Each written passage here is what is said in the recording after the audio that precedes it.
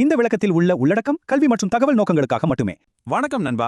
இன்னைக்கு நம்ம பார்க்க போறது ரிலையன்ஸ் இண்டஸ்ட்ரீஸ் பத்தின ரெண்டு முக்கியமான அப்டேட்ஸ். ஒன்னு அவங்களோட எனர்ஜி பிசினஸ்ல, இன்னொன்னு ஆர்டிஃபிஷியல் இன்டெலிஜென்ஸ் அதாவது ஏஐல. வாங்க இதை பத்தி டீடைலா பார்க்கலாம். ரிலையன்ஸ் இண்டஸ்ட்ரீஸ் இன்னைக்கு ரெண்டு முக்கியமான காரணங்களுக்காக ஹெட்லைன்ல இருக்கு. ஒன்னு அவங்களோட எனர்ஜி பிசினஸ்ல ஒரு பெரிய மாற்றம், இன்னொன்னு ஆர்டிஃபிஷியல் இன்டெலிஜென்ஸ் அதாவது ஏஐல ஒரு புது பார்ட்னர்ஷிப். இந்த ரெண்டு நியூஸையும் தான் நாம இப்போ பிரேக் டவுன் பண்ணி பார்க்க போறோம். ஓகே, முதல்ல நாம ரிலையன்ஸோட குளோபல் எனர்ஜி பிசினஸ்ல என்ன நடக்குதுன்னு பார்க்கலாம். அவங்களோட ஜாம்நகர் ரீஃபைனரி பத்தின நியூஸ் தான் இது. இந்த நியூஸை புரிஞ்சுக்கிறதுக்கு முன்னாடி ஒரு முக்கியமான விஷயத்தை நாம தெரிஞ்சுக்கணும். ஜாம்நகர்ல ரிலையன்ஸ்க்கு ரெண்டு ரிஃபைனரி இருக்கு.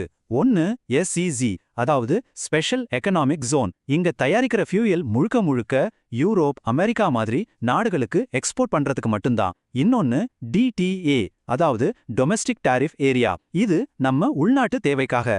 நாம இப்ப பேச போற நியூஸ் இந்த எக்ஸ்போர்ட் பண்ற SEZ ரிஃபைனரிய பத்தி மட்டும்தான். இன்டர்நேஷனல் ரூல்ஸ் எல்லாம் வர்றதுக்கு முன்னாடியே ரிலையன்ஸ் ரொம்ப வேகமா ஒரு முடிவு எடுத்திருக்காங்க. பாருங்க, நவம்பர் 20ஆம் தேதியே அவங்களோட SEZ யூனிட்டுக்கு ரஷ்யன் க்ரூட் ஆயில் வரதை நிறுத்திட்டாங்க. அது மட்டும் இல்ல, டிசம்பர் 1ஆம் தேதியிலிருந்து அங்கிருந்து எக்ஸ்போர்ட் ஆகிற எந்த ஃபியூலா இருந்தாலும் அது ரஷ்யால இருந்து வராத க்ரூட் ஆயில இருந்து தான் தயாரிக்கப்படும்னு சொல்லிட்டாங்க. சரி, திடீர்னு எதுக்கு இந்த மாற்றம்? இதுக்கு என்ன காரணம்னு கேட்டீங்கன்னா, இது ஒரு ஸ்ட்ராட்டஜிக் மூவ். யூரோப்பியன் யூனியனும் அமெரிக்காவும் ரஷ்யா மேல போட்டிருக்கிற தடைகள் தான் இதுக்கு முக்கிய காரணம். இந்த தடைகளுக்கெல்லாம் கட்டுப்பட்டு நடந்தாதான் ரிலையன்ஸால அவங்களோட முக்கியமான மார்க்கெட்டான யூரோப்புக்கும் அமெரிக்காவுக்கும் எந்த பிரச்சனையும் இல்லாம தொடர்ந்து ஃபியூவலை எக்ஸ்போர்ட் பண்ண முடியும்.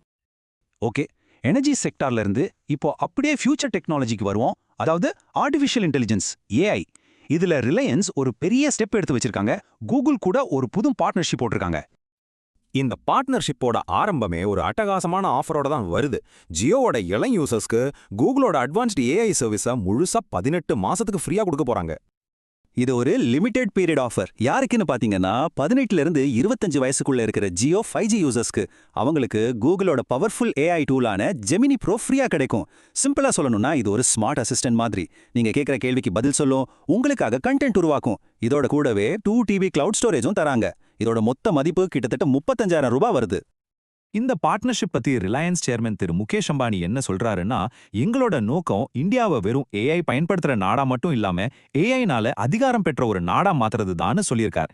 அதாவது இந்த டெக்னாலஜியோட பலன் இந்தியால இருக்கிற ஒவ்வொருத்தருக்கும் போய் சேரணும்னு அவர் நினைக்கிறாரு. கூகுள் CEO திரு சுந்தர் பிச்சையும் இதே தான் சொல்றார். கூகுளோட லேட்டஸ்ட் AI டூல்ஸை இந்தியாவில் இருக்கிற கஸ்டமர்ஸ், பிசினஸ், டெவலப்பர்ஸ்னு எல்லார்கிட்டயும் கொண்டு போய் சேர்க்கறதுக்கு இந்த பார்ட்னர்ஷிப் ஒரு முக்கியமான படி அப்படின்னு அவர் சொல்லியிருக்கார்.